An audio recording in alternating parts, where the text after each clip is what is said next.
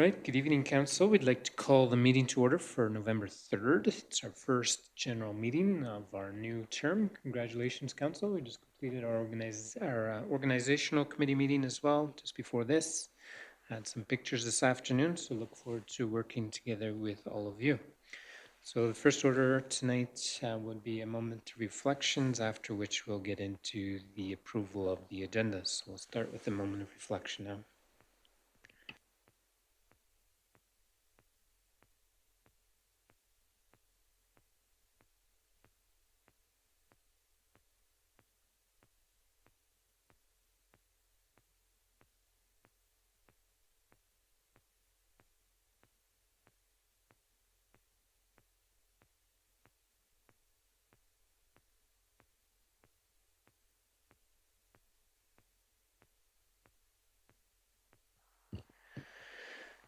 All right, thank you very much. Approval of the agendas, we have two.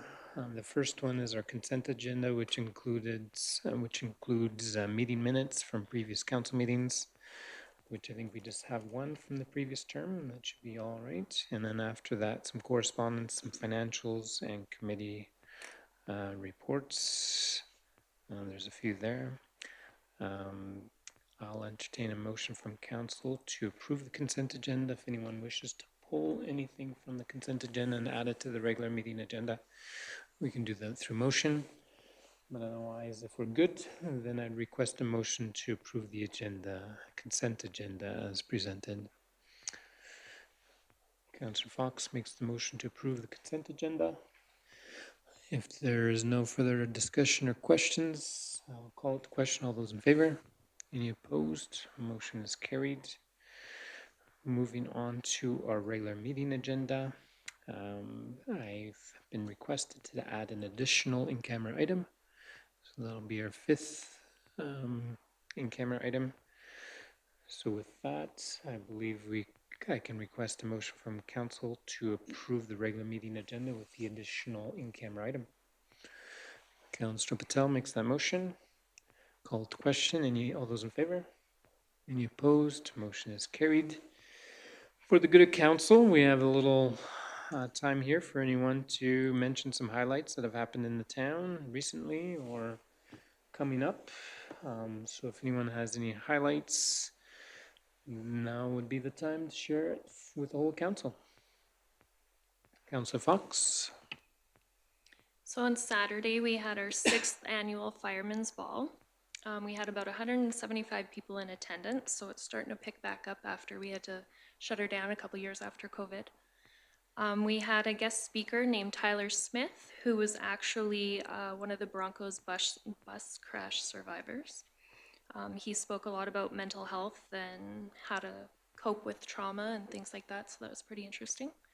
Out of the members this year, we had 2 receiving 5-year awards, 3 receiving 10-year service awards, 1 receiving a 20-year service award, a 22-year provincial award, and a 30-year federal award. So lots of years of service were celebrated. And I understand you had given remarks on behalf of council, just expressing our appreciation for the work they do, and we definitely appreciate that you did that on our behalf. And yeah, look forward, wish the team the best. Any other comments for the good of council? Yes. So in true firefighter fashion, they got a call during their event again. I think last year we were delayed about 45 minutes because they got a call, but at least this time they waited for everything to be done. So. Yes. Yeah, that's the life of a volunteer firefighter for sure. Any other comments for the good of council and the events that you want to highlight in the community? Councillor Orr? Although I wasn't able to attend myself, my wife and daughter and our little George was able to attend the rodeo, or the bull riding and mutton busting. And I was really pleased to see that there was another event open to the public, and I understand it was fairly well attended and it was a good event. So happy to see the Ag Society bringing those kinds of events into our community. Very good. Anyone else have comments? Councillor Poitras? Thank you. This past week, the Empress Theater had their annual general meeting. Our long-serving president, Denise Joel, stepped down, and they elected a new president, Jackie Nelson. So just a quick, I guess, acknowledgement of Denise and the work that she did. She was president of Empress Theater for over 10 years. Did amazing work, worked very hard for the theater, got us through this renovation that we just did. And so much appreciation to Denise for her service. And on that note, it's great to announce that the Empress Theater will be opening up here next weekend on November 7th. So we just did an extensive renovation of the theater, new floors, refurbished seats, new bathrooms, and new paint. And so it's looking great. So we're very excited for November 7th. It's a concert, I believe they're called Madison Violet will be coming to do a concert at the theater, and that will be our first event there. So get your tickets. Have you tested the seats already? I can sit in the seat and my knees do not hit the seats in front of me. So Very good. Councillor Monteith. How much seating? Is it the same as before or is it less? no, because we increased the space between the rows, we did end up losing some seatage. It's still over 300, I believe. I think, yeah. I don't know the exact numbers, but yeah, we lost a few, but it is worth it. It looks really good in there. Tall people can actually attend events now, right? All right. Any other comments, Councillor Fox? So last week was a busy week. Also on Monday, we celebrated all our volunteers at the library. We roughly have close to 60 volunteers who help out reading books to kids, different arts and crafts, the parade. Yeah, it's great to see so many volunteers out. I've seen the picture in the paper. That's very good. Right. If there's no other comments for the good of council, anything from administration side? Last weekend, with it being Halloween, the FCSS ran their annual Halloween party at the community hall there, and I didn't end up making it there with my children, but sharing it with the FCSS said it was very well attended, and that they thought it was just going to attract the smaller youth, but it attracted quite a bit of the teenagers once it got a bit later. But yeah, very well attended, and FCSS did a great job. I thought you said you ran the events. Maybe you were the DJ or something. Okay. All right. If that is all, then we'll move on to unfinished business since we do not have any delegations, public hearings, or considerations. So moving on to bylaw 2015, which is a road closure bylaw, and our planner here, Gavin Scott, would like to speak to this item for us tonight. Mr. Mayor, if I might, Yes, for sure. I'll Councilor be Page. required to abstain from discussion and voting on this particular topic since I was not present for the public hearing in September, since I was not a councillor at that time. Yep. And I'm in the same boat. Okay, thank you. The floor is yours. Gavin Scott. So this evening we have consideration of bylaw 2015 is a road closure. And this road closure was originally drafted as bylaw 1977. And because of the time period that it took to get it surveyed and put together, the bylaw process was restarted in September of 2025. It was advertised for public hearing September 10th and 17th. Public hearing was held September 22nd. And then the process moved off from the surveyors to the Crown, and the Crown has signed off on the application process. The bylaw is moving this evening towards second and third reading. The location of this application is on Linden Road, on the north side of Linden Road, adjacent to the campground. And now on page 28 of your package, you can actually see, I think, in the best depiction of where this is. This is a location where the campground had pushed itself further into this property, and it was deemed appropriate for the municipality to close that portion of the road where the campground had encroached into the area. So this evening's recommendation that council give second and third reading to bylaw 2015 to close the road to public travel, creating a title and dispose of that title described below in the long written statement, and I'll not read all of that. So if there are any questions, I'll handle those as you have them. The recommendation from administration tonight is to proceed with second and third reading. I'd request a motion from council for second reading of bylaw 2015.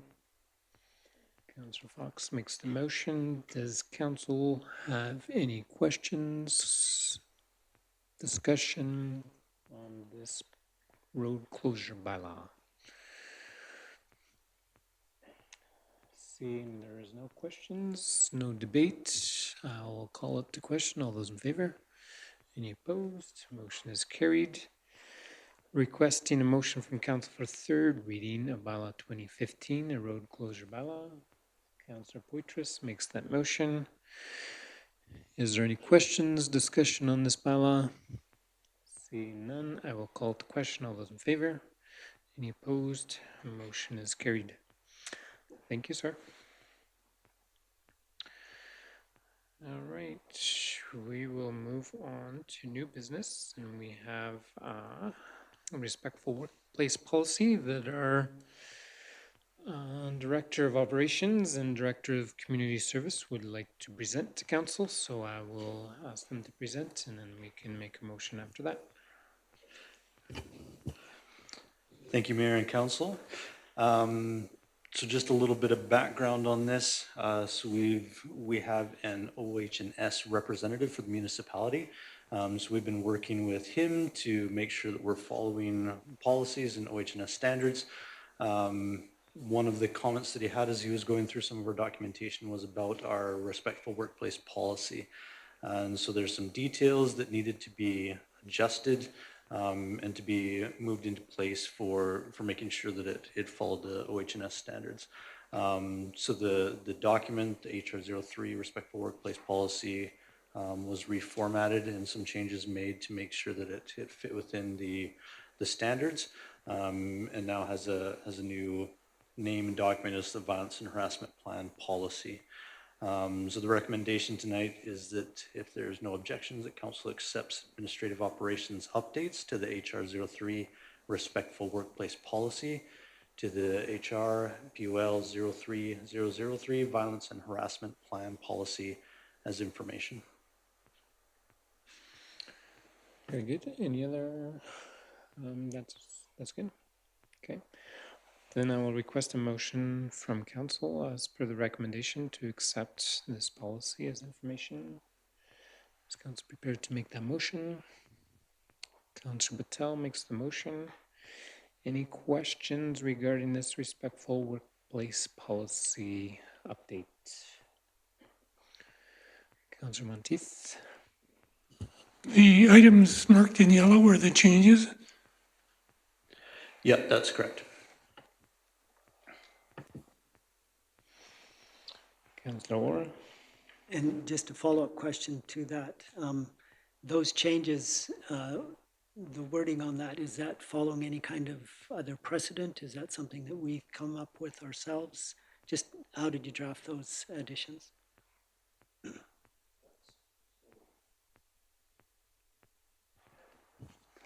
Can you hear now? Okay. So what happened, we had the original document that we had for the town.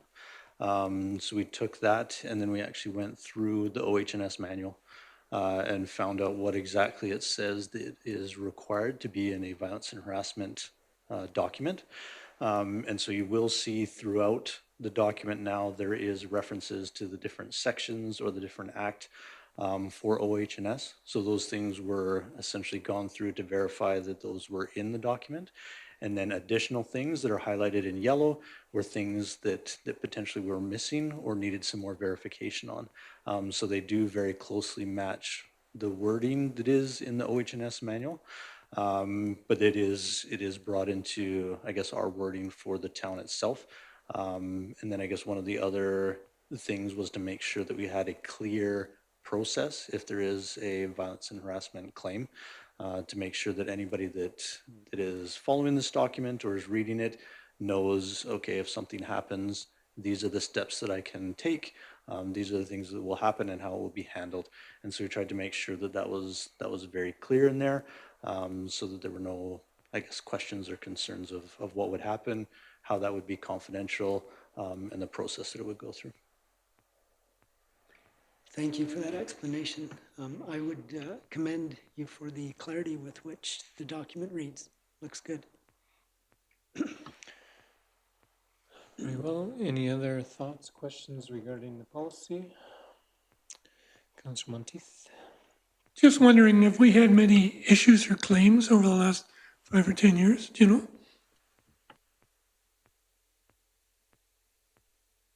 The answer was no. Okay, if there's no further discussion, questions, or debates, the motion is on the floor. We'll call it the question. All those in favor? Any opposed? The motion is carried. Moving on to the next new business item, Main Street Patio Project, and our Director of Community Service and Economic Development Coordinator, Danielle Unker, would like to present this to Council.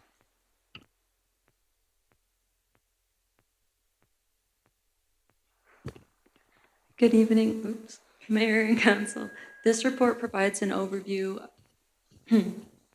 of the 2025 Main Street Patio Pilot Program, including community feedback, business participation, and recommendations for continuing the program in 2026. The purpose of the project is to enhance downtown vibrancy and support local businesses. During this past summer, the town leased 2 portable street patios from the city of Brooks for the duration of the summer. The patios, there was 2 different sizes. They measured 8 by 18 feet, and the second was 8 by 12 feet. The patios were made available to Main Street businesses with preference given to food and beverage establishments, and were installed in front of Stronghold Brewing and Homestead Bake Shop from July until mid-September.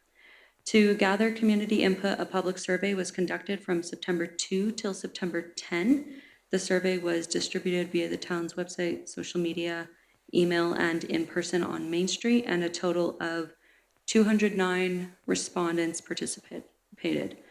Was 79.5% of those were from Fort Macleod, 14.3% from the MD, 6.2% from surrounded areas, such as Lethbridge, Coalhurst, Vulcan, Coaldale, even a couple from BC. Most respondents were residents of Fort Macleod at 74.8%, with 4.7% identifying as Main Street business owners and 7% identifying as both residents and business owners. 5.6% identified as visitors, 7.4% identified as a different option, and 0.5% identified as none of the above. Regarding the patio usage, 44% of respondents reported using the patios, while 55.5% did not. Of those who used the patios, only a couple people used them daily. 18.7% used them weekly, 18.2% used them monthly, and 52.1% used them rarely, which we suppose is once a summer.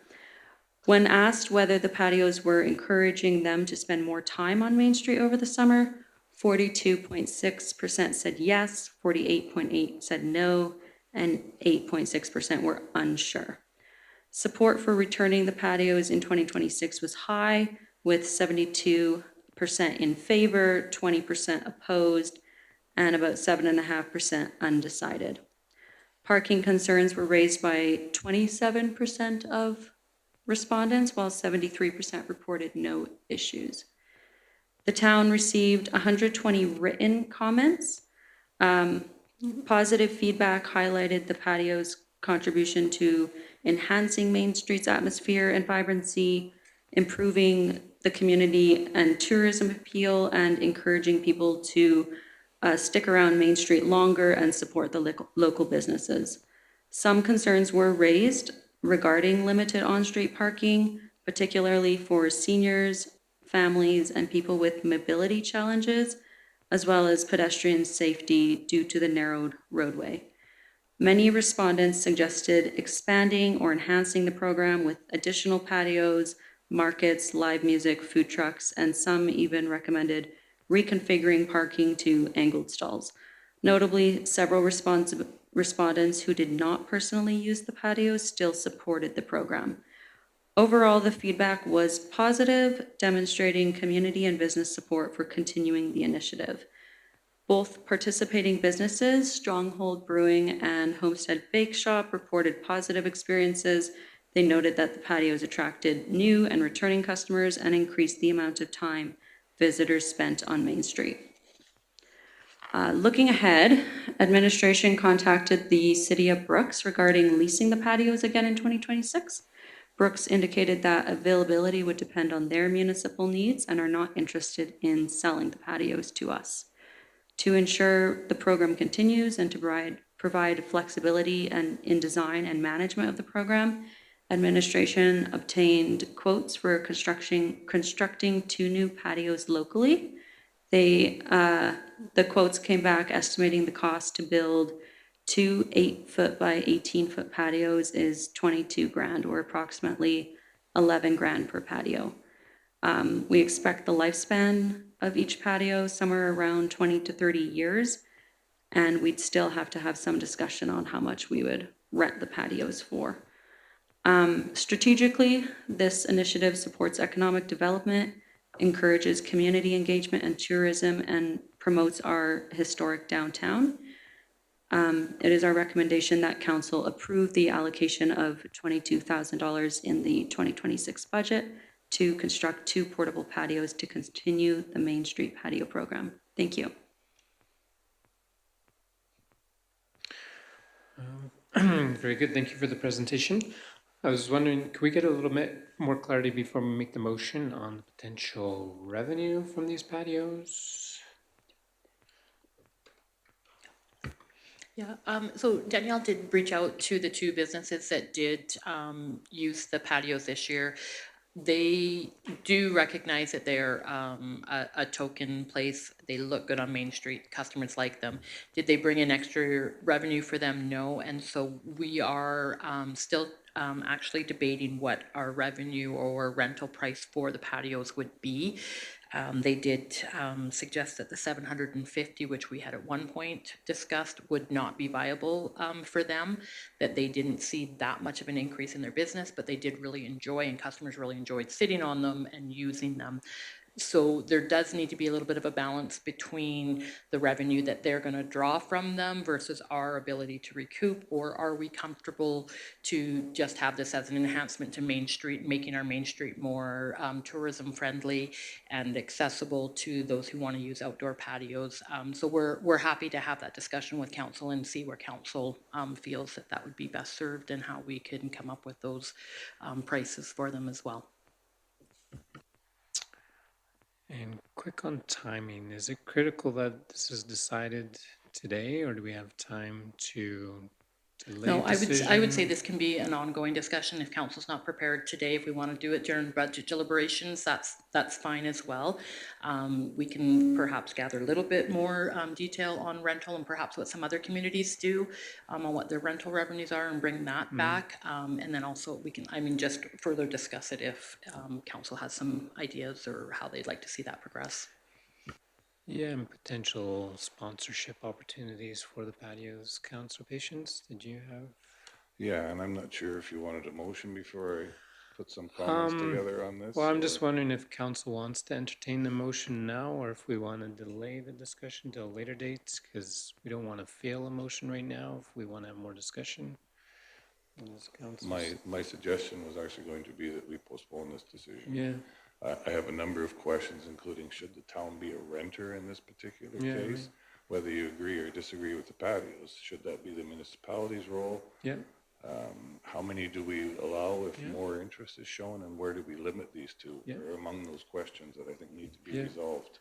so perhaps a motion to defer to a committee of the whole meeting in the future, that we can have a more fulsome discussion on this, would that be? Yeah, that's agreeable. And I will also bring back, we did draft a pilot program policy for the patio, so we'll bring that forward as well to make sure that the new counselors, I apologize, have a chance to look at that policy and what that looked like when we put them out for this program. Any other comments before we maybe entertain a motion to defer to a committee of the whole? Or do you want your, you're good? Is that your motion, Councillor Patience? Okay, so motion to defer this agenda item to a future committee of the whole meeting. If there is no further discussion on that, we'll call the question. All in favor? Any opposed? Motion is carried. Moving on to item 3, Northern Regional Economic Development Grant Application, and we'll ask our Economic Development Coordinator, Danielle Unker, to present.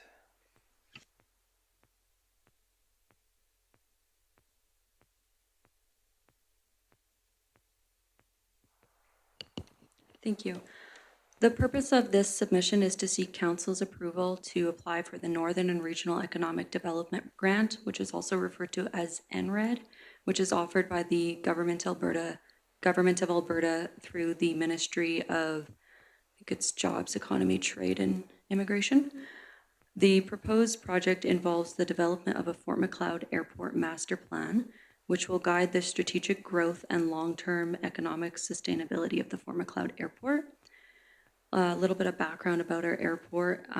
It has significant potential to drive local and regional economic development, but to maximize its potential, I think the town requires a strategic master plan that identifies both the infrastructure improvements and operational strategies necessary to attract investment, increase the utilization of the airport, and to ensure its financial sustainability. The town of Fort Macleod has begun selling vacant airport lots, which does reflect growing local and regional interest in aviation-related development.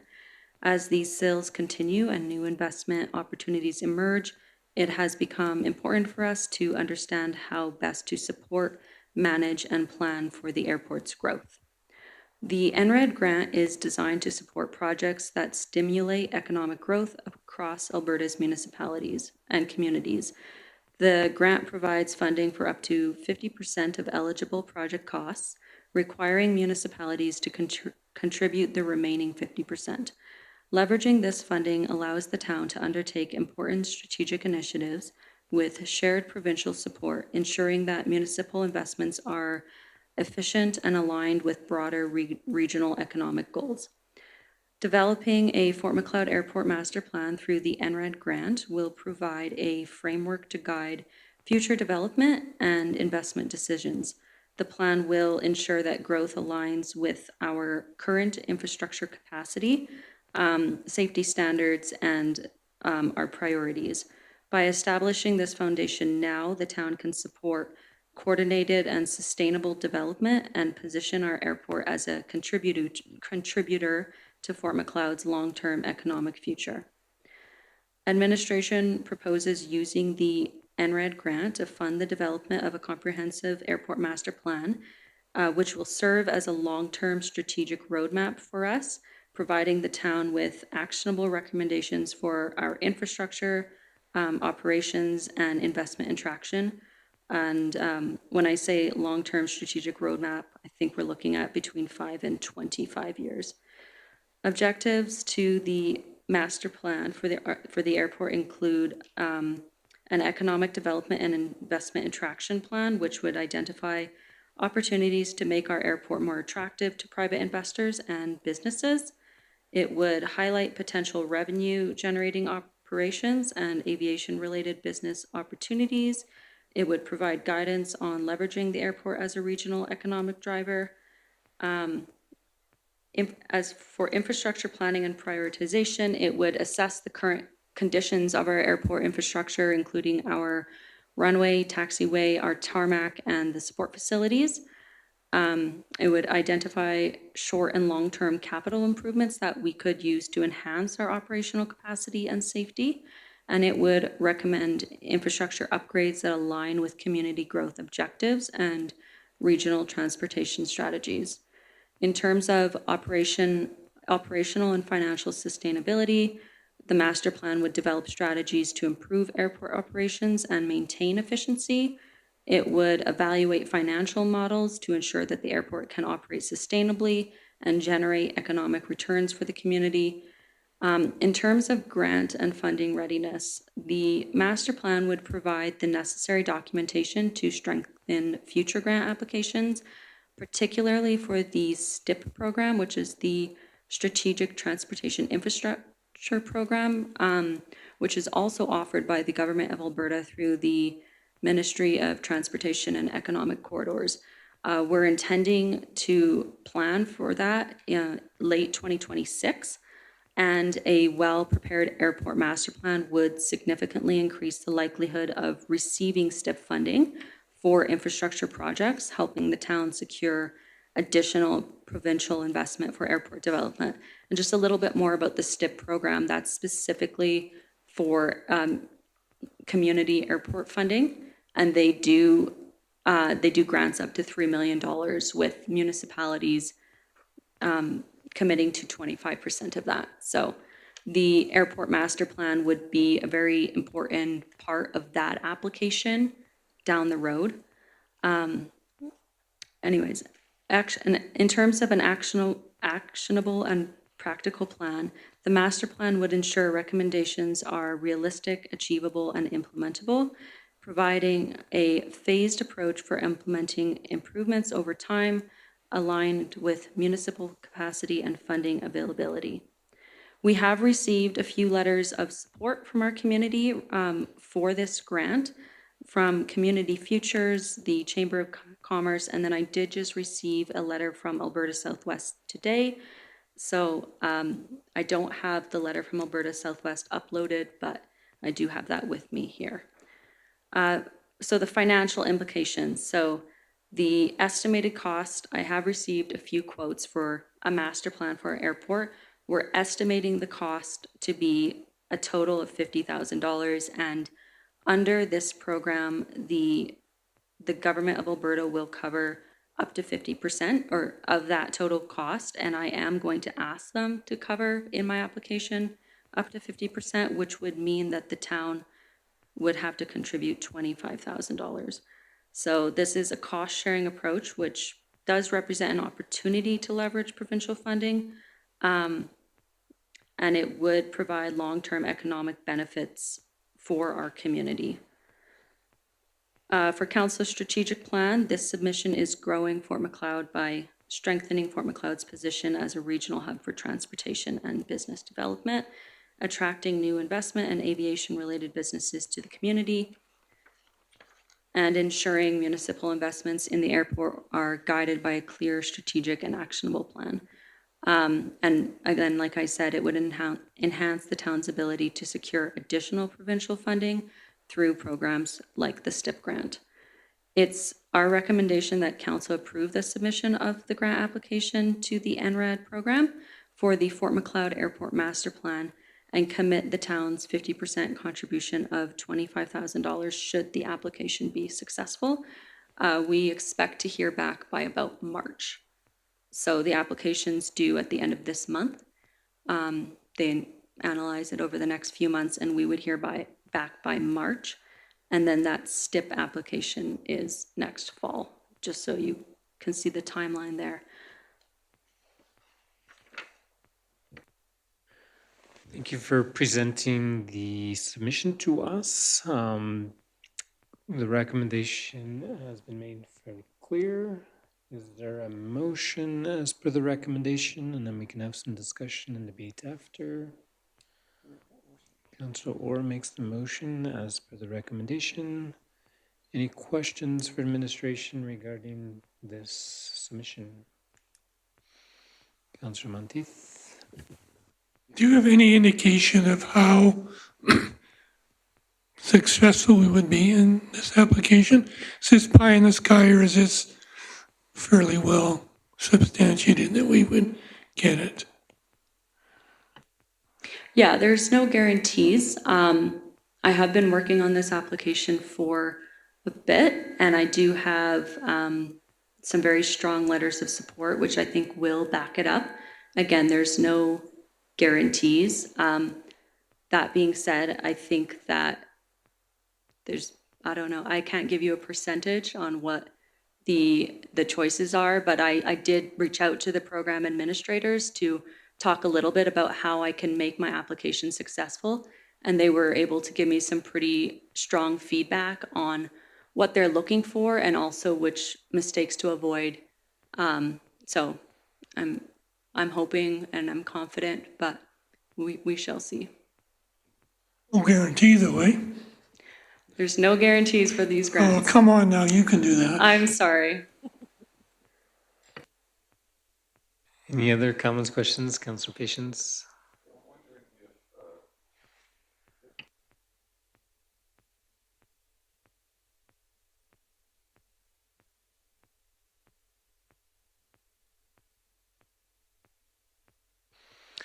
CEO Burdette, did you have any thoughts or anyone on that? Imagine if we could, we would, but I don't know. Yeah, I haven't, I guess the requirements for the NRED funding, I'm not sure if they stipulate whether the other 50% can be also grant funded. But we can get an answer for you on that one. Any other thoughts, questions, debate regarding the motion on the table, on the floor? Any thoughts or feedback on the question, Danielle? I have the program with me, and there's no stacking of funding from the government of Alberta or its agencies. So we can look a little bit into that on what those limitations might be. But they do have some guidelines here on if you're pulling funding from any other areas on what they restrict. Is that your question, Councillor Patience? Yeah. All right. Is there any other debate? Any other questions? If none, call it to question. All those in favor? Any opposed? Motion has been carried. And our last one, miscellaneous permit fees with Park Enterprises, and our CAO, Anthony Burdette, would like to speak to this one.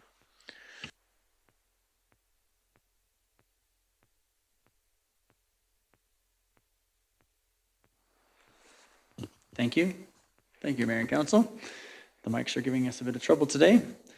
Before you have a recommendation, Park Enterprises Limited has been providing us our safety code services and building inspection services for quite some time.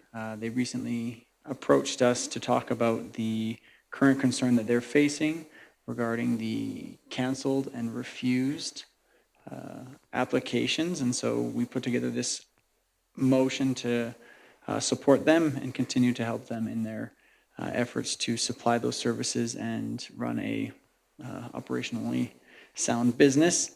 I guess the recommendation before council today is that council approves and adopts the proposed Fort Macleod permit fee schedule.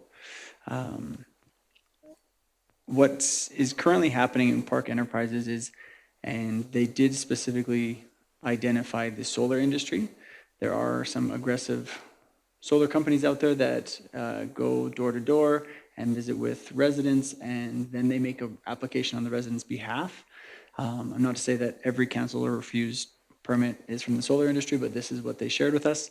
And then sometimes that application has begun and the process has started, but without all of the pieces in place or full commitment from the homeowner. And so they're seeing a lot of canceled or refused or just abandoned permit applications. And so they have asked us to adopt a fee schedule that would allow them to charge a fee to recover some of the time that they have put into this process already and allow them to recoup a little bit of that. You can see in the fee schedule, they did give us two options. The recommended option is to accept the full fee schedule, which has a few additional, I guess, categories where there might be a fee, for example, a re-inspection or a no entry fee on previously scheduled inspection.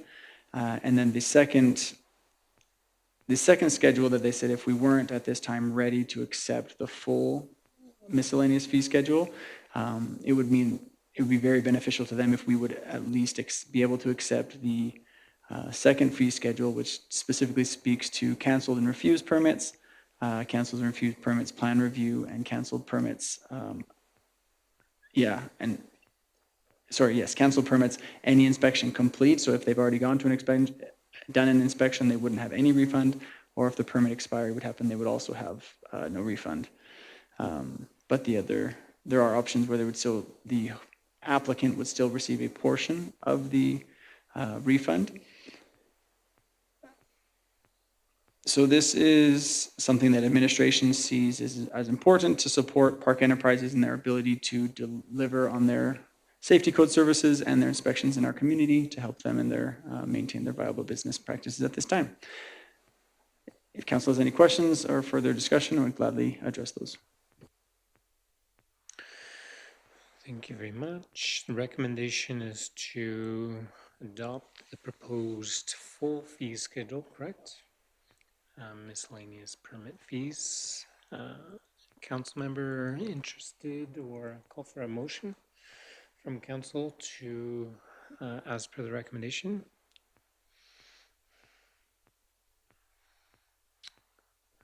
Anyone prepared to make a motion as per the recommendation?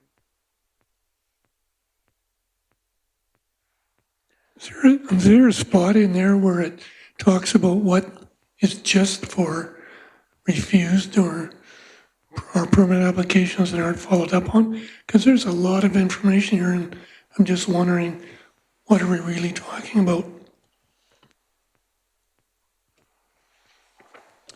If you were to take a look at the, I'm going to have it listed here, Fort Macleod permit fee schedule, the one that says page 125 or 167 at the bottom, I don't know if you see that. I don't remember what my attachment is called. I'm looking at the paper version. Only cancel, yes. So if you look at that one, if I'm understanding your question correctly, the one that Miranda has up on the screen now. So this one specifically only addresses the canceled or refused permits. And so in the event where the permit is canceled or refused, if the application has been accepted, the person still gets an 80% refund, but there's a minimum $100 retained, and that's just for the timing of what was done. The second category, if it was canceled or refused permit, but the plan review was complete and the permit was issued, the applicant only gets the 50% refund. Minimum $100 retained, it's the same there.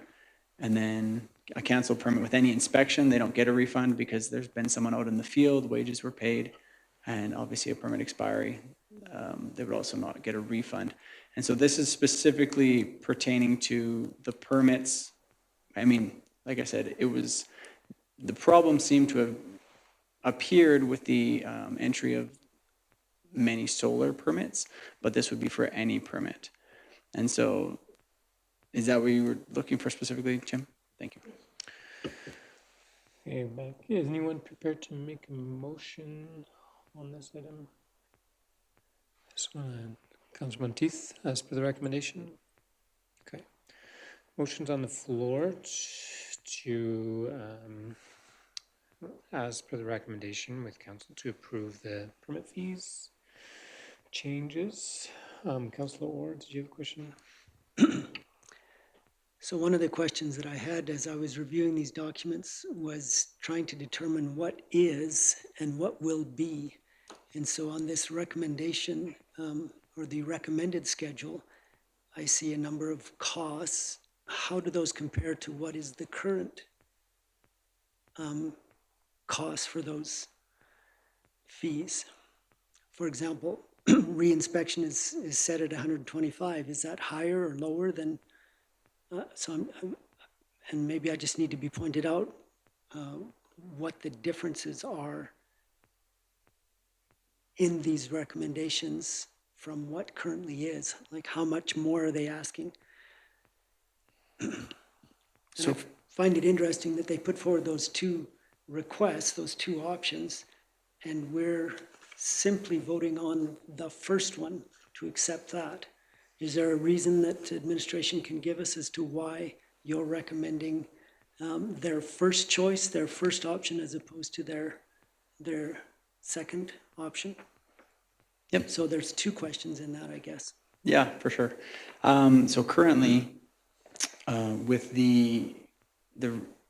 I guess we'll go back to the beginning.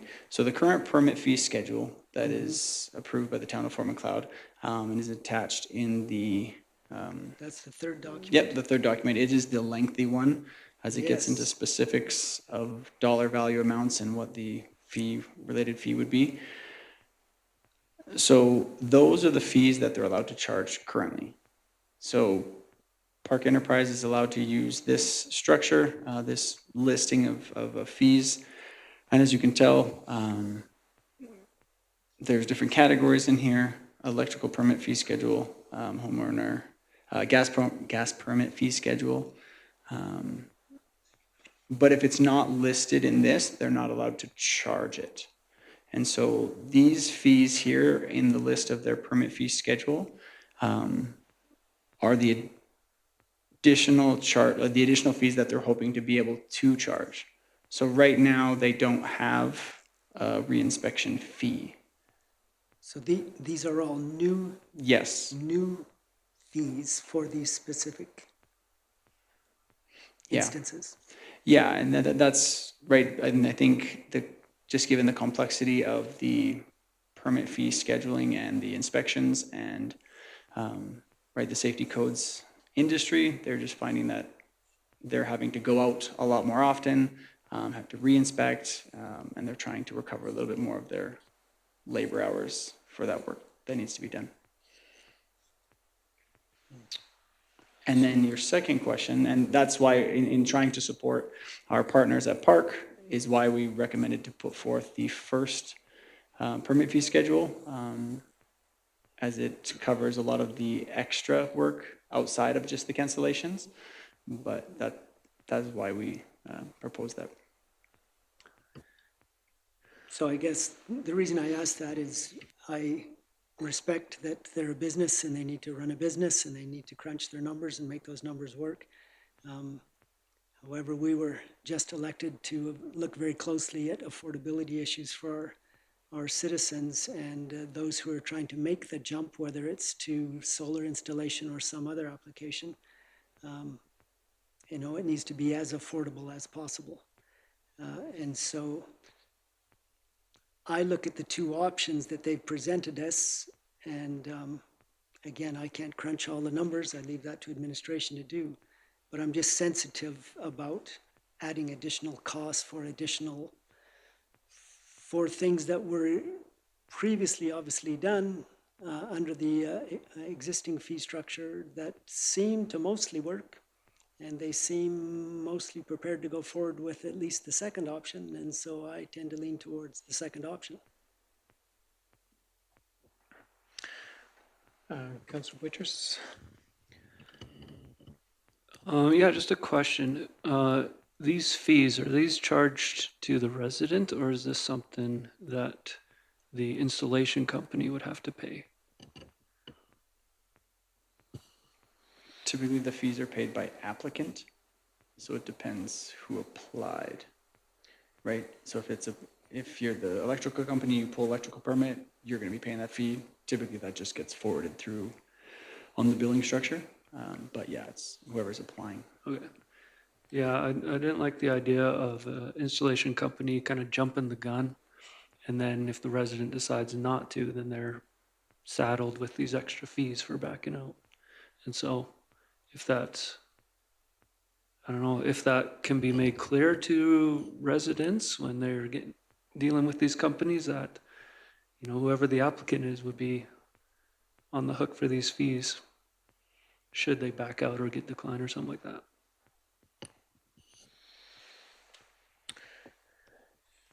Very good. Any other thoughts, questions? I had two. One, I'm assuming they're going to all of their member communities and making the same request. This isn't just a specific request for the town of Fort Macleod. I did not explicitly ask that to them, but they said it is a problem where everywhere they're working right This now. wouldn't be just a Fort Macleod issue. No, they said that the cancellation or refused permits is a consistent problem. And secondly, my comment is all these miscellaneous fees, if the project goes well and on time and it's proceeding as scheduled, there should be no extra charges. It's when you got a weekend charge, it's when you have a scheduled inspection that's not ready, it's when something gets canceled. So to me, I don't see a concern with this. I can see where this is straight overhead on their end if the applicant is not following through on their commitments. So that's where I think I agree with Councilor Poitras. Whoever's getting these solar companies to make the application needs to be clear. They could incur costs, but on the flip side, that shouldn't be burdened on Park because someone says go ahead and then after says no. I would be in support of the motion just because it takes care of some loose ends that I think an inspection company is dealing with currently.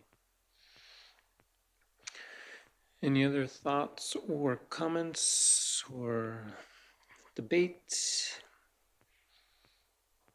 Motion is on the floor to approve as per the recommendation, which would be the expanded permit fee list. Councillor Orr? Just a question procedurally.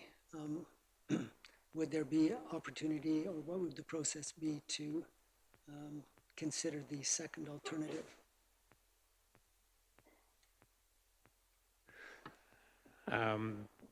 If someone would prefer to go with the, I don't know what fee list that is, the narrowed fee list, I believe that would be a motion to amend the motion. And we can vote on that.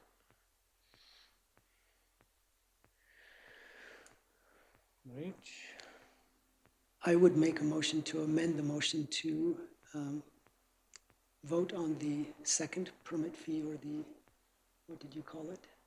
The narrower? The You second can't option. amend a motion that's a motion. You could add something, but you can't make a motion to override it. The motion is only, the motion can't be contrary to the main motion, but it can,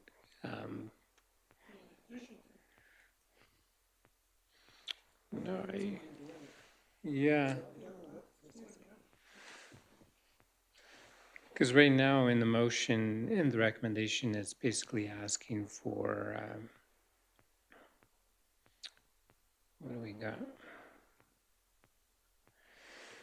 Adopts the proposed permit fee schedule, miscellaneous permit fees, all disciplines. So basically it's suggesting that we are going to the shrunk version, because I don't think there's a different in the title of either. Yes, the titles are the same in here, which is not very good on my part, that the two titles have the same. I did try to identify them differently on the attachments. One is called only cancellations, and the other one's is, but they do have the same title, and so to accept the motion, the recommended motion, I mean, council could interpret that either way. If there was a appetite for council to understand a little more I guess the ramifications of the other fee schedule, to know like how often those things happen, maybe get a little bit of data on that, and one fee schedule could be accepted at this time, and the others could be presented at a future date. And yeah, I guess whether Counselor, Okay, we'll deal with the amendment first. Councilor Orr, are you good with retracting your amendment motion for now? And I'll get clarity on the mover as to his intent with his motion. I'm good with that, thank you. To the mover, your intent with your motion is to do the full fee schedule, the expanded one, and you maintain that? That is correct. Okay. Did you want to provide Councilor Orr some reasoning behind your? Well, I just think if people are applying for this, whether they're duped by the seller or not, there has to be cost to this.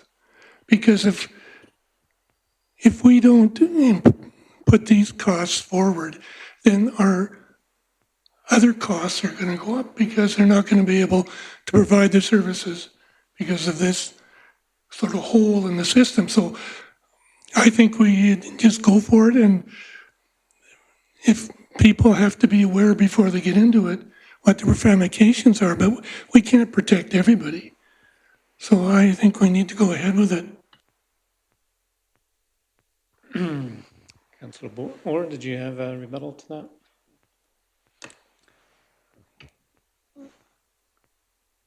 I'm just, I would be interested to know the mood of council, the thinking of council on simply having an opportunity to vote on the latter portion of the entire fee change.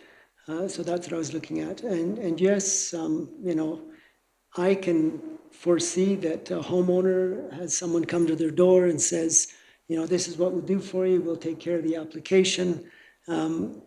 It's those individuals that need to be explaining more specifically the additional costs that are going to be incurred if they don't follow through on what they say. And I know that the homeowner isn't aware of all these additional inspection fees and how they're going to add to the bill.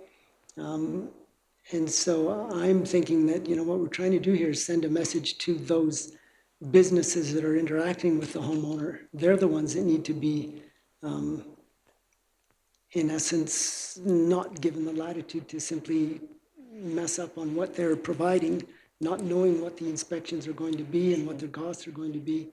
And so I'm looking at, you know, send a little bit of a signal that they're not going to get everything refunded when they ask for inspections that are needed because of their default. And so I'm just, you know, I'm not against Park getting compensation for what they're providing, but I'm not so sure that we can't send that message by simply voting on the reduced schedule initially. But Okay. I appreciate the position of Councillor Monteith. Thank you, Councilor Orr. Any other comments, Councilor Patience? Yeah, I'm wondering, in the first schedule, this thing's not working.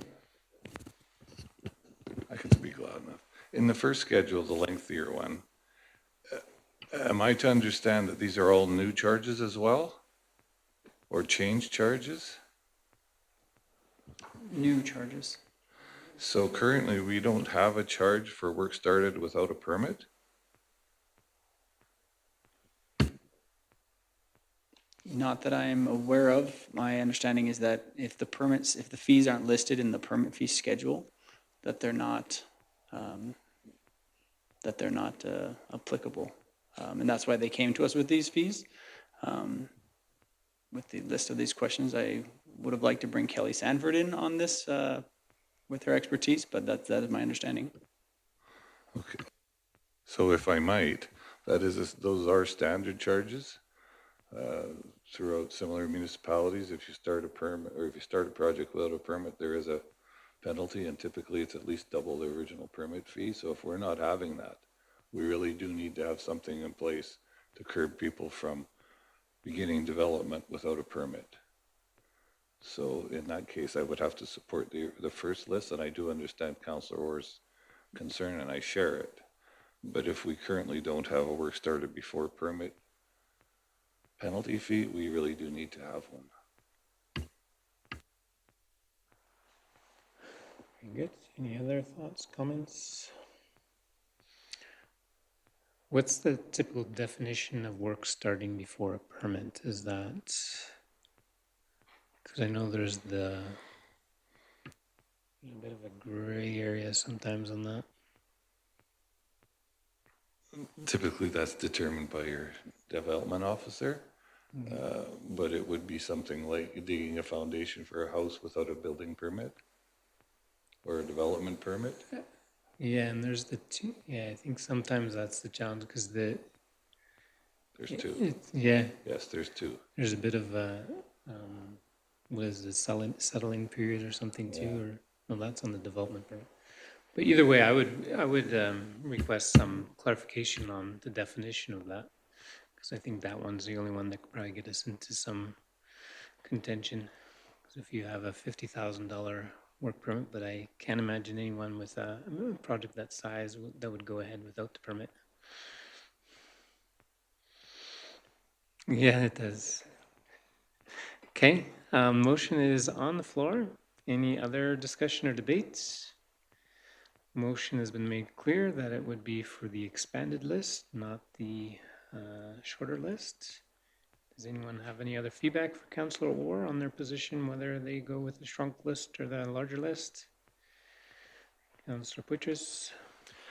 Yeah, I would just say that I tend to agree with Councillor Patience that these seem to be pretty standard fees for this type of stuff. And yeah, if we don't have them currently in place, then I think it is a good idea to safeguard them. Yeah, so yeah, I would be in favor with the full schedule. Very well. I think all those who have wanted to speak have spoken. If so, then I'll call the question. All those in favor? Any opposed? Motion has been carried. Next on our list, we have a list of administrative reports, and thanks again to administration for providing us these reports. I believe they're very detailed and really help get an idea of where things are at in our community. So I'll start going through the reports. If each of the directors can go through the report, maybe pick a few highlights. You don't have to read it word for word, please. And then if we have any questions, we can do so. But otherwise, yeah, we'll start with the Director of Community and Protective Services. Thank you, and good evening again, Council. So I'm responsible for Councillor Patience and returning Councillor Orr. I oversee HR and payroll departments, community services, and emergency management, as well as the bylaw officer. So I'm going to highlight just a couple from each area. For HR and payroll, I wanted to focus on the Alberta Municipalities Wage Survey. It's one that we participate in almost on an annual basis, and it does take some time to participate in that. It does focus on every role, including councillors, wages, benefits, all of those things that municipalities are typically responsible for with employees. But we also get that feedback provided back to us at no charge, and so it really provides us with a good overview of how other municipalities in the province, as well as other municipalities our size, are doing for wages and benefits, and it's a great comparison. So that's, like I said, as much as it's a little bit time consuming to participate in, it does provide us with some great feedback. For community services, this year we have a new concession tender in the arena that's getting a lot of great feedback right now. And we did have a good successful 3 years previously, but they did retire and were not able to do the concession again. And so our new folks that are in there, the Penalty Box is the name of their concession, and they're offering some great unique food that's not available elsewhere in Fort Macleod, a little Mexican touch. They did focus on the Mexican street corn at the Taste of Fort Macleod, and they are offering that at the concession at the arena. They post their hours on their Facebook page. So I would encourage council, if they're ever in the arena when they are open, to give them a try. They're really great, and we're happy to have them there. And then for emergency management, this past fall, we had a networking event in Pincher Creek and focused on the flood risk assessment with the Old Man Dam and the Old Man waterways and what that looks like if we were to have an event. So we had some great networking with some provincial emergency management staff as well as our neighboring municipalities and getting to discuss a little bit about what those community impacts would be and how we would be able to support one another in an event of a flood and what that would look like. And this was based on a 1 in 100 year event. So we have had those in the past. And so, but it was great to connect with all of those people and just discuss kind of what every municipality would have to deal with or work within and how other municipalities could support them through that. So those are a few of my highlights from my department, and I'm happy to take any questions if there are any. Does anyone have questions on Director of Community and Protective Services report?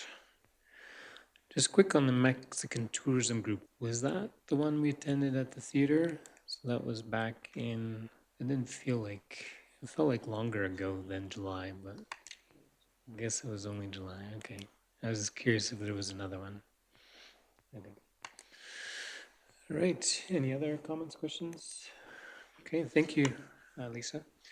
Moving on to finance, Director of Finance, Chris. Thank you, Mayor Fader. Good evening, Council.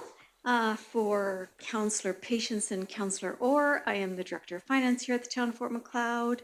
I bring money in and I push money out. I make sure that the town is a sustainable organization well into the next century. I'm in charge of the front area, the taxation clerk, who does more than just taxation, obviously, and the utilities clerk, who does more than utilities. And I also liaise with the receptionist, who is not an employee of the Town of Fort Macleod, but we contract her services, and she is part of our team. So my quarterly report, the only two things I really wanted to highlight is under the cemetery, the first section, number 2. We built a new columbarium this year. It's beautiful, 48 unit niche columbarium. We've already sold 4 of the 48 units, and the other 2 columbaria are full. So it was very timely that we got that columbaria, I can't get it deciding, columbarium constructed. And it's been very popular. It's a beautiful addition to the Union Cemetery. And then the only other thing I wanted to highlight in mine is on the second page under audit budgeting, number 2. We were working with our accounting software provider for a cloud version of our accounting software. Currently, our accounting software is run on a server in the back room by the Livingston Range School Division Tech Department, who we contract for our tech services. I was so psyched to get to the cloud version of our accounting software. I know you guys are tired of listening to me talk about it, and we tested it out, but their cloud version just didn't work. It just didn't work. Modules weren't communicating back and forth, and there was almost a riot with staff out front because we were trying to run 2 versions simultaneously, entering data twice, and we tried for probably 2 weeks, and then it was just like, it was a no-go. So we have stopped the implementation of the cloud software currently, and we are working with the software provider, trying to give them some constructive criticism about their product, what they need to fix and change before the Town of Fort Macleod will try it again with them. It will not be this year. And so I have my fingers crossed that in 2026 we may get to the cloud version. Better late than never. Thank you. If you have any questions, feel free to ask. Very good. Thank you for that. Councillor Orr has a question. I can't help but ask this question on point 2 of your taxation, cemetery, and accounts payable. I'm just wondering the reality of that first sentence, cemetery services are slowing down as we draw closer to winter. Is that a seasonal event, death in our community? It is. People don't, people don't seem to have as many, we don't have as many interments or burials in the winter. I don't know why. There's a rush in the spring. I don't know. Who knew that Canada was such a good place to live?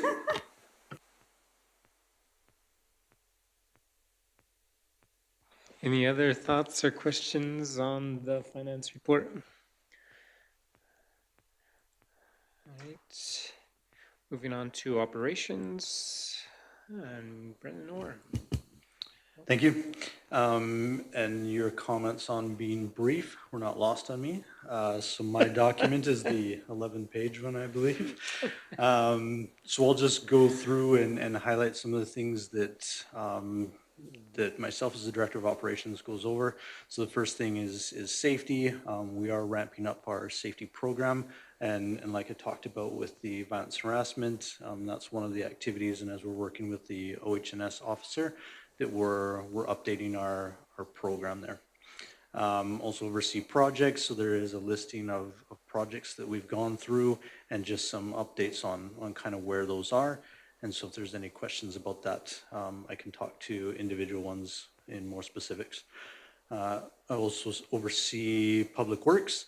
So there's some of the details of the water and sewer systems, the roads and streets, the larger green spaces that they maintain and take care of, as well as the equipment that helps to do those jobs and keeping track of them.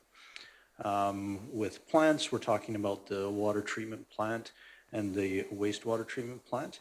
And so again, some details there from that department on the different activities that go on there. I guess one thing that has been improving as of late, and that we did send out, we were having some problems with some solid waste going into the sewer system, mostly with a wood material that was causing problems. So we are seeing some changes there, and we have had some direct contact with some of those that we are suspecting are having that issue and putting into the system. So there is some positive action happening there. Planning and development, we're talking about agreements, bylaw updates, land sales, subdivisions, those kinds of things. So there are some details in there on what's been happening in this quarter. And then I believe the last is parks and facilities. So just talking about the closing or the success of the pool, even kind of with the wetter conditions of this summer that we've had, which has also caused some issues with some of our other areas with parks and facilities, specifically with our cemetery and some of our parks and the maintenance there. So we are looking at those conditions and making plans going forward to make sure that we are taking care of those. Then also with parks and facilities are the town-owned buildings. So looking at those, one big thing, I guess, that we're looking at is the arena. We've done some work on there, and it is getting older with some of its equipment, and we are ready to move forward in next year in 2026 to replace the ice arena floor. So that's one of our major projects that we have in place as of right now that we're moving into to actually do construction next year. And then the last thing is just our service tracker. So there is information there just on distribution. So the service tracker is for internal use. So we can make essentially a ticket system, and we can make tickets within. So when people are calling in, we make those tickets and make sure that they're being followed up and closed out. But there is also access for the public to put in tickets. And so those are also included that we can open those, make sure that we're dealing with issues and closing those out. So that's for me, if there's any questions. Very good. Thank you very much for that report. I was just curious, how's the Twin Arena project going? Twin Arena, we might have to talk to the CAO on that one. Okay. We're working on a single arena. Sorry. Yeah. Councillor? I had made a note back to the solar system inspection. You noted that 4 damaged panels were replaced. What was the cause of the damage? So I believe it says that those are going to be replaced. If that's not true, I'll will have to be check on replaced. that. But yeah, so some of them, we have a new company coming in that's doing inspections. Part of those inspections is a thermal inspection. And so there were some of the panels that had diodes, and so we don't think that they were functioning in the first place. But we've also seen some cracking on the panels themselves, and so it damages the panel. We don't know the direct cause of that. That could be from mowing situations, those kinds of things, kicking up rocks. We don't do a lot of mowing in there, so that's not most likely. We don't know if it's vandalism, if there's actually someone throwing things into there. But yeah, those were the primary with some actual electrical failures, but there is some damaged glass. Okay. And then just below that, and this is probably just because I'm new, the ROW agreement, the 10-acre indoor farms water line subdivision, just if you could explain that a little bit for me. Yep, so there's a project and it's still in the works. The Indoor Farms is a company that they're looking to make and purchase some land. And that's going to be out in the section over by the Bovary Farms. And so in that area, so that project consisted of us looking at how we were going to get water out to them. So that's what that project is. Any other questions? The only one I was going to ask, there are still concerns with utilities in phase 2 of McLeod Landing. Is there anything that we need to do on that? Yeah, so we have been looking closely, and I'm assuming you're talking about the shallow utilities. So we're pushing our engineering group as well as the contractors to move that forward as quickly as we can. So there was a delay. Just for some background. So when we did phase 1, we completed that. The sales were going very well, at least for the residential lots in phase 1. So we moved ahead with phase 2 and tried to pull that forward, which went very well for our deep utilities and for the civil construction. So on the surface, everything looks good. Everyone's excited. We started selling those lots as well, but there was a delay. We couldn't link up the shallow utilities to have that work completed at the same time in phase 1 and phase 2. So we have been pushing to try and pull that ahead as much as we can. We do have confirmation of construction to begin in early December, and we're looking at kind of into early 2026 that those shallow utilities will be done.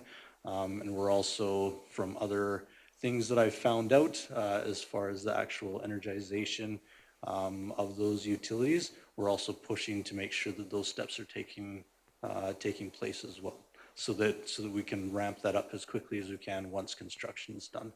So that's the time frame. We're still looking at kind of the January time frame that we'll have those utilities. We have been sharing communications with the owners of phase 2, because again, there are people that are looking to get in there and have started the buildings in there. And so we've tried to be very clear that the utilities themselves will not be available until 2026. Very good. Any other thoughts, questions on the operations report? Councilor Patience. Just one, I'm curious, under the Wilderness Park paving, the report suggests bids are currently with the donor looking at costs and scope. Would you explain that to me? Yep, you bet. So because that project came about with the donation of money coming from that organization, when we talked to them, we said this wasn't in the plans. The town wasn't contributing any of those monies. So we supported in making sure that the tender went out. We went to several companies, we got those numbers, but ultimately it was the decision of the donor to take that on, and then to look at the scope. So when we got those numbers, we gave that over to the donor, and that's with them right now. So we will, as the town, make sure of conditions, make sure of construction, make sure that all of that's carrying on. But because that money was entirely coming from the donor, then we didn't make that decision on their behalf. Very good. Any other questions? Seeing none, we'll ask our Economic Development Coordinator to highlight some of her report. Thank you, and good evening again, Mayor and Council. A couple things that happened this past quarter that I'd like to touch on is back in August, we received some huge news for Fort Macleod, which is the Government of Alberta's announcement of Stage 1A of the Highway 3 realignment project. This marks the first stage in a multi-year plan to eventually bypass Fort Macleod, but we don't expect that bypass itself for many years. Stage 1A will twin the westbound lane of Highway 3 to the existing eastbound lane, which will effectively open up over 130 acres of commercial land for future economic development adjacent to the highway. Minister Devin Dreeshen, along with our MLA Chelsea Petrovic, joined Mayor Fader for the announcement here in Fort Macleod, and they confirmed that the province will be investing in this project, hopefully beginning next year, which is a major step forward in positioning Fort Macleod for long-term economic growth. We're also working with Travel Alberta and JLL Real Estate Services to promote hotel development opportunities in Fort Macleod. So we met with representatives from both organizations. JLL is contracted through Travel Alberta and will actively be marketing our hotel site in Macleod Landing to potential investors and developers.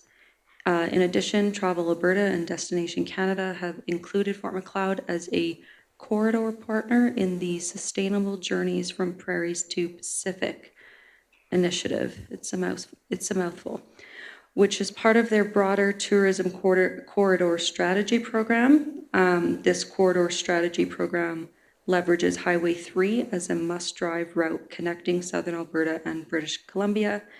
And it's a collection of rural communities, resort towns, and First Nations between Southern Alberta and British Columbia. So we're excited to be a part of that. And it'll be showcasing Western heritage, Indigenous tourism, agritourism, and all of things of which Fort Macleod has to offer. And also, since I've submitted my report, we've also sold one more lot in Macleod Landing for one more single-family residential lot. So we currently only have one remaining for sale. That's all I'd like to touch on. Thank you. Thank you very much. Any questions for Daniela? Thank you for the report. That was very good. Our CEO. Thank you, Mayor and Council. You may have noticed that I am doing my report last. It's because I kept stealing all of everyone else's thunder and taking all the best stuff off the top. Because my responsibilities sometimes overlap many of the director's responsibilities, and so I thought I would give them a chance to highlight their successes without stealing them for myself. But fortunately, there's still lots to highlight outside of what's already been addressed by the directors and with our economic development coordinator. As it's a new council term, we'll be planning to revamp our strategic plan. And so we have been working with some contractors to get some quotes in for strategic plan work starting for the 2026 year. So we're excited to revamp the strategic plan. With recent community concerns that we've heard about certain areas of town, specifically it's brought up 9th Street. We did have a really good discussion with our Safe Community Task Force, with the RCMP, and with SCAN, and with the other groups that are involved in that. And it was really, it just, a lot of actionable items came from that. I'm not going to share those actionable items at this time because they are top secret. No, but SCAN and the RCMP did ask that we keep those under wraps just so that the direction that we're moving can help clean up some of the ne'er-do-wells in our community. One thing that, another thing in the housing industry that we did, Daniela and I, we presented to Build Lethbridge. We had done that previously, probably three plus years ago. And so we went and visited them again. And it was really actually quite exciting because when we went there 3 years ago, we said, hey, we have 25 lots on the south of town and we have this potential subdivision. So it was quite fulfilling for me anyway to go back to them 3 years later and say, well, all those lots are sold and we've had 220 new doors. Fort McLeod, or sorry, McLeod Landing isn't a potential subdivision, but it's an actual subdivision, and we've sold almost all the residential. So they were really, I think they were a little bit surprised, that, they to be able to see what Fort McLeod has accomplished in 3 years. And we haven't had any callbacks from that meeting yet. The last time we met with them, two of the builders from Lethbridge almost immediately called us. But this time we've yet to hear back from them. But we're still optimistic that that was a good meeting. Yeah, a few other things. One of the things that we're doing that I've started initiated the next grant for the Empress Theater. And so this grant we can apply for it post-construction. And so this gives us the opportunity to get an additional potentially $125,000, which would be fantastic for the Empress Theater construction costs. And that's all I'll highlight for now, but I'm open to any questions on any of the other items. Thanks. Is there anything on the motion list that you wanted to highlight, or is that just information for everyone? We track all our motion lists, so if you have any questions on any motions that are active, then let us know. But otherwise, with regards to CAO Burdett's report, any questions? Councillor Monteith. Seems to me the last meeting we had with Alberta Health, they told us there would be no emergency shutdowns to the end of December 2024, which sort of indicates we haven't talked to them recently. So I'm just wondering if there's any plans to talk to them. We don't have anything in the works with them. The last meeting we met with them, we met with quite a large regional group. And that would have been the last one that we met with. Mayor Fader was there. The communication is somewhat ongoing, but we don't have anything scheduled right now. And it is a bit of a frustrating scenario to be in. We get together and we talk about how we can attract and maintain the level of physicians that we need in our community, but we've kind of come up at a loss, even as a group, but they're advocating for us, but they're also advocating for the province as a whole, and our area, Southern Alberta as a whole, but to be determined when the next meeting and discussions will be. I think there was some conversation about establishing a good line of communication with a hospital manager, the site manager. Have we been able to do that? I have not connected with the hospital manager. I think that's something that we should do, just in terms of feedback regarding the hospital. I don't think we need a motion for that, but if we need one, let us know. But otherwise, I know I've seen some discussion with the government regarding a community that was down to 5 or 6 doctors. Now they're back up to 13. They didn't really give suggestions on what they use to attract that many doctors to their community, but that's I can't remember if it was Stettler or started with an S. Was it Stettler? Did you see that too? So it's worth using some of those examples to see if there's something that we are doing. I know the MD of Willow Creek recently started a RN training program or sponsorship program where they sponsor nurses in schooling, so I'm not sure how that works. But yeah, those kind of regional discussions I think would be really good to have. Councillor Monteith.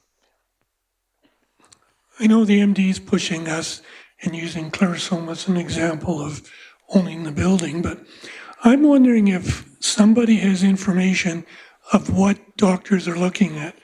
Are they looking at a building provided? Are they looking at housing? Are they looking at the town taking over the operation and they just do doctoring?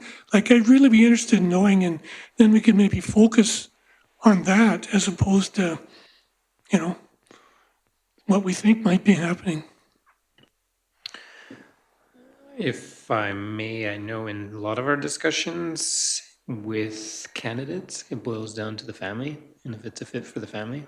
Because if it doesn't fit for the family, whether it's the sports that they're looking for or the activities in community or even down to shopping, if it doesn't work for the family, it's not going to work. And we've had a few instances where that was a bit of a deal breaker. But otherwise, we have not gotten any hard feedback whether owning our own clinic and leasing the space would be of interest to them. We do have the $10,000 incentive for doctors coming to town, that if they are interested, they can make use of that. I think we've done it once so far. And I think there was a doctor that was landing in Fort Macleod late this year, is my understanding. I'm just not 100% sure where that's at. Those are the things that's hard. Is the hospital manager the one we should be talking to, or the regional director, or who? That's always a bit of a hard one, especially with all the changes in Alberta Health that have been going on.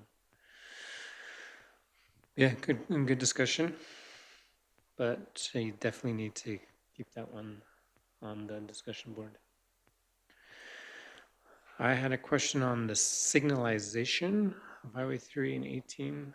The only comment I would like to really encourage is to make sure we have a really strong input into how the signaling works, if we can, and try to coordinate that well with sensors, with the railroad crossing, so that we don't have things that are kind of all over the place and people are stopping for no reason, because the last thing we want is just to be on a timer or something like that, because that will really make people going through our community irate.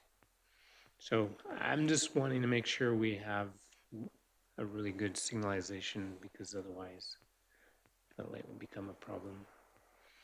I can maybe talk to that a little bit. So I don't have all of the details with me as how that's going to work.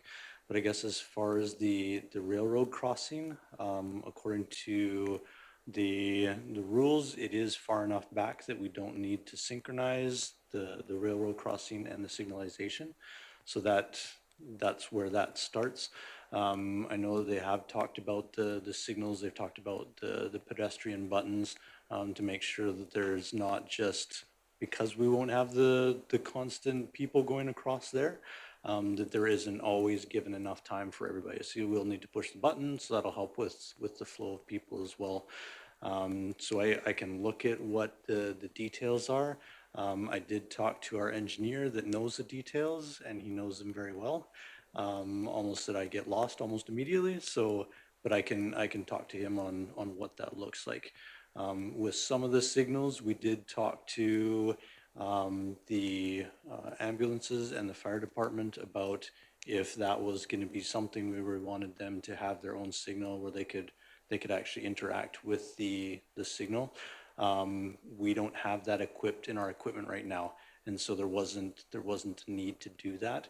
But there, as far as I remember, they will have the sensors that if there is flashing lights, that they take that into account. But I can get some more details, but that discussion has been happening to make sure of the flow of traffic there. Councilor Patience? This is Highway 3, so it's going across from the detox center to John's Independence. That crossing needs some lights based on the subdivision. Okay, any other questions for our CEO? If not, that concludes the public portion of our meeting. I'll request a motion to go in camera for the 5 in-camera items. I'll make that motion, but I also want to make it noted that the first in-camera item I have pecuniary interest in, so I will not be taking part in the discussion. Very well. Duly noted. Yeah, we can take a quick 5 if you want to take a quick rest stop. That would be great. Yeah, who made the motion?